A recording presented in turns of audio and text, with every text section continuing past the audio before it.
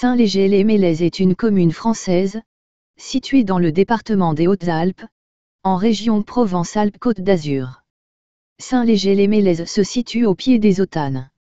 Ce village est, par sa position géographique, très attirant touristiquement parlant.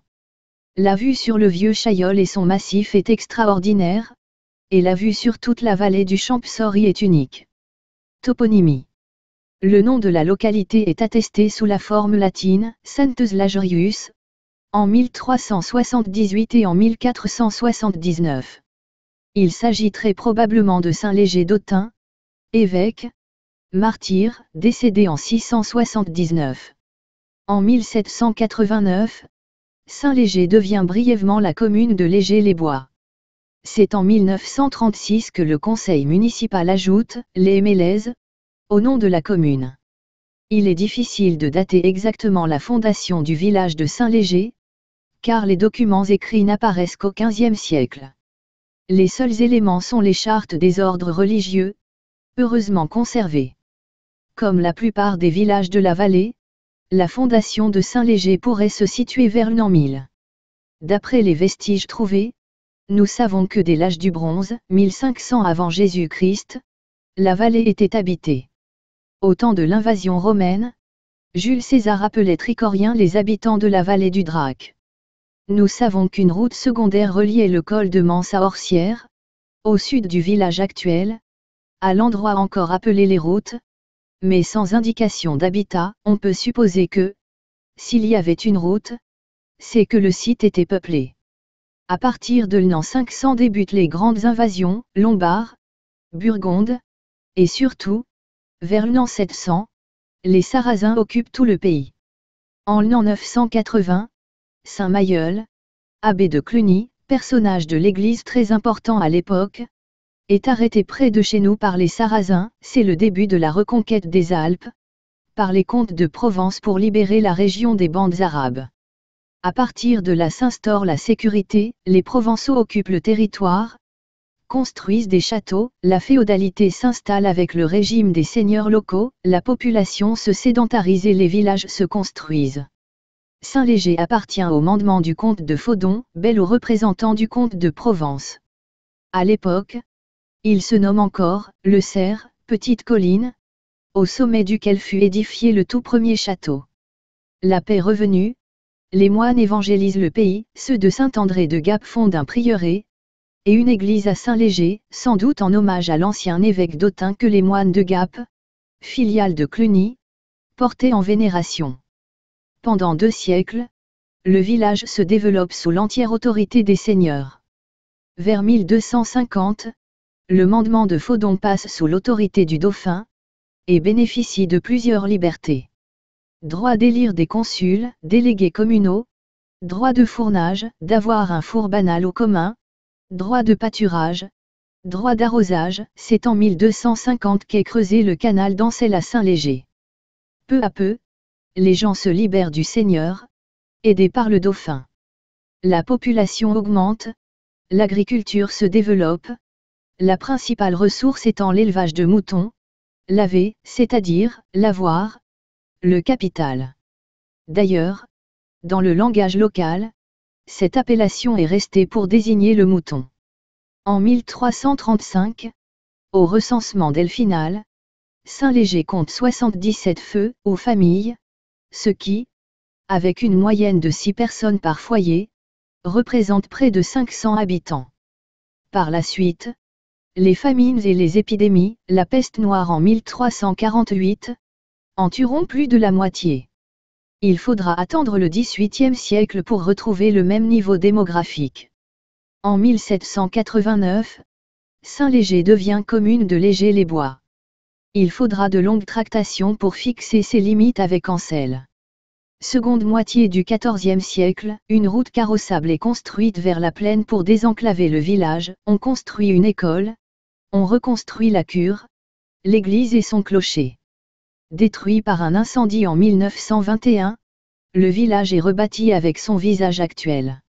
L'évolution du nombre d'habitants est connue à travers les recensements de la population effectués dans la commune depuis 1793. À partir de 2006, Les populations légales des communes sont publiées annuellement par l'INSEE. Le recensement repose désormais sur une collecte d'informations annuelles, concernant successivement tous les territoires communaux au cours d'une période de 5 ans. Pour les communes de moins de 10 000 habitants, une enquête de recensement portant sur toute la population est réalisée tous les 5 ans, les populations légales des années intermédiaires étant quant à elles estimées par interpolation ou extrapolation. Pour la commune, le premier recensement exhaustif entrant dans le cadre du nouveau dispositif a été réalisé en 2004. En 2018, la commune comptait 356 habitants, en augmentation de 5,01%, par rapport à 2013, pour mémoire les Hautes-Alpes sont à, plus 1,02%, et la France hors Mayotte, plus 2,36%. Lieux et monuments remarquables. Le refuge des animaux est l'une des maisons composant l'écomusée éclaté du Champsaur. Il est élaboré autour de la collection d'animaux naturalisés de Monsieur Bonnet. La collection compte plus de 300 mammifères, oiseaux et reptiles, et une variété impressionnante de papillons et autres insectes. Le château de Saint-Léger. Un premier château aurait été construit au XVe siècle. Il aurait été restauré et agrandi pour Salomon du Cerf, évêque de Gap, dont les armes accompagnées de la date 1612 ornent le portail de la cour. Le corps de logis, dont les fenêtres étaient à meneaux et croisillons, a été entièrement réaménagé en 1877 pour la famille Brochier, nouveau propriétaire du château. Inscription sur le linteau de la porte du corps de logis, 1877 AB. Ce prieuré créé par les moines de Cluny a été fortifié et placé sous la protection des princes de Provence.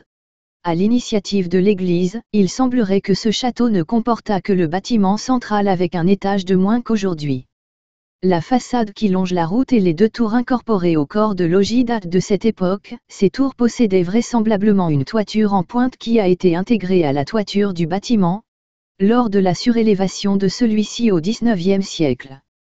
Devenu la propriété du seigneur de Saint-Léger, le château a été agrandi et transformé par Salomon du Cerf qui joua un rôle important en tant qu'évêque de Gap au début du XVIIe.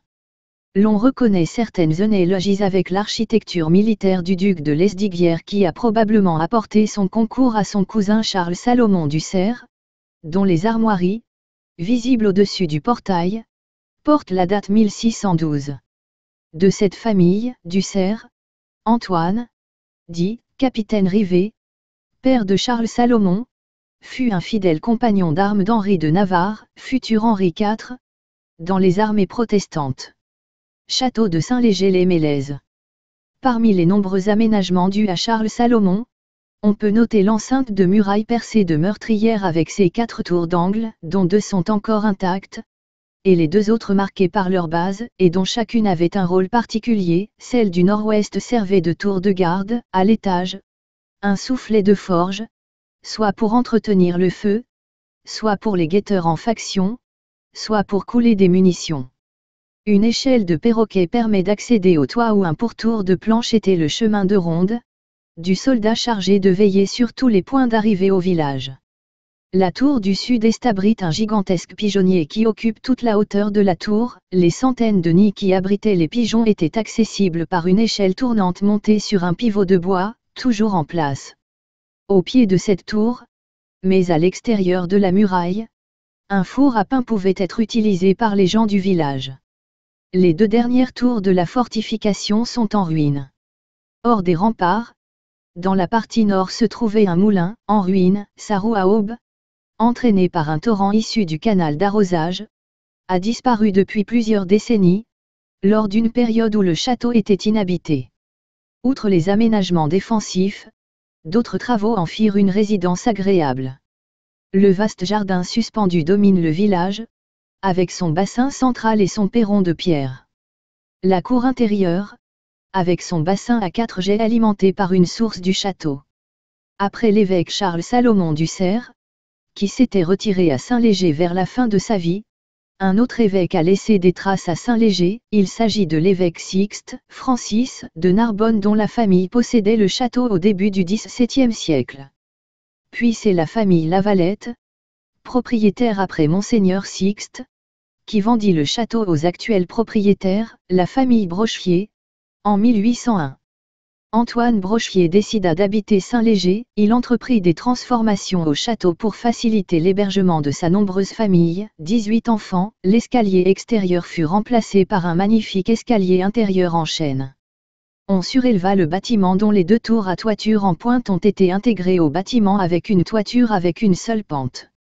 Inscrit à l'inventaire des monuments historiques en 1996, le château et ses abords sont désormais l'objet du dispositif de protection qui tend à assurer le respect de l'intégrité de ce témoignage de l'histoire locale.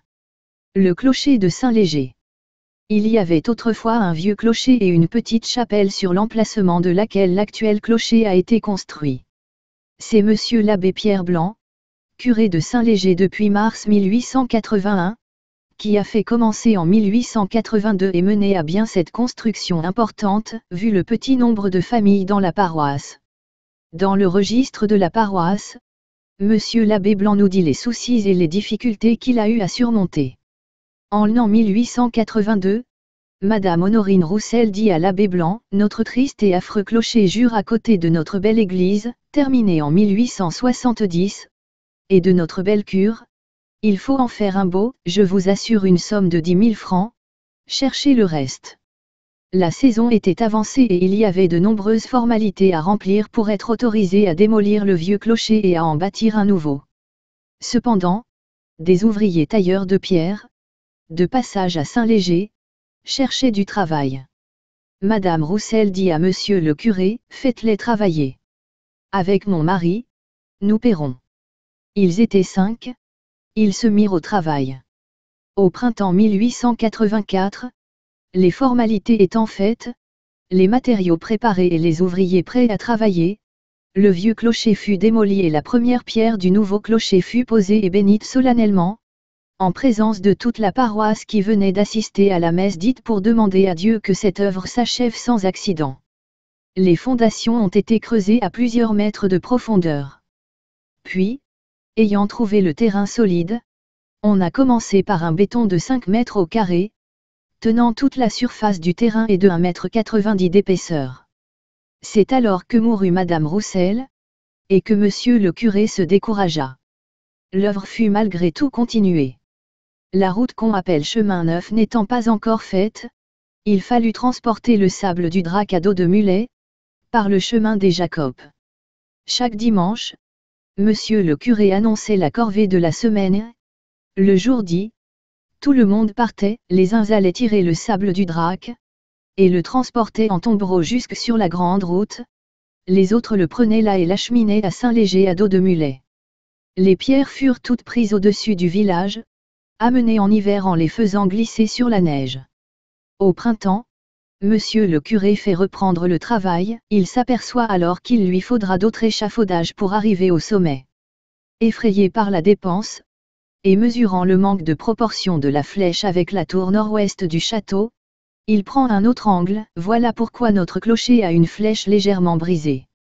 Monsieur le curé eut l'idée de ménager 2 tombes au pied du clocher, l'une avait été trouvée au fond de l'ancien clocher, ce devait être celle d'un prêtre car on y avait trouvé un bénitier, une croix, plusieurs médailles, sur lesquelles on pouvait lire 1487 en chiffres romains, et un bonnet pointu en soie comme ceux que portaient les prêtres, avant le bonnet carré ou barrette.